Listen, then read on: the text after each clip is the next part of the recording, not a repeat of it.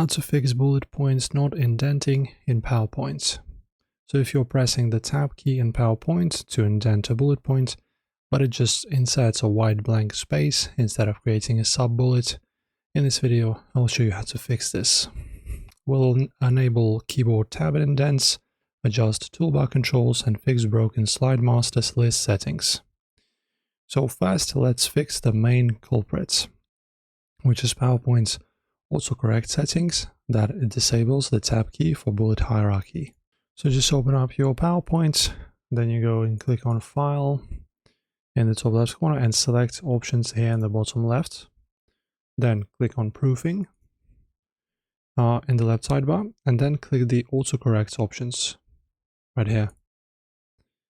Now switch to the auto format as you type right here. Then look under the Apply as you type section and tick the box for Set Left and Fast Indent with tabs and backspaces.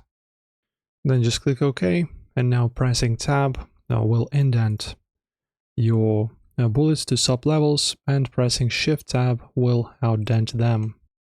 Next, what if you want to indent bullets using toolbar shortcuts or visually fine-tune the spacing? So just highlight the bullet point you want to indent.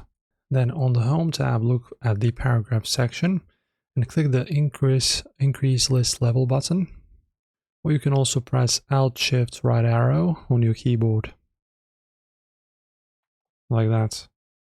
To adjust the exact indent gaps, you can go up to the View tab, then enable the ruler right here.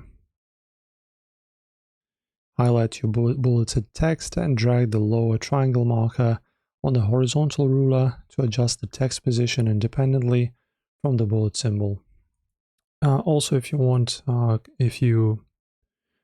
if custom text boxes refuse to indent properly no matter what settings you change? Your text frame layout is out of sync with the master templates. So right-click the blank canvas on your slide, and then just choose Reset Slide. And these are the fixes, guys, for you. Enjoy.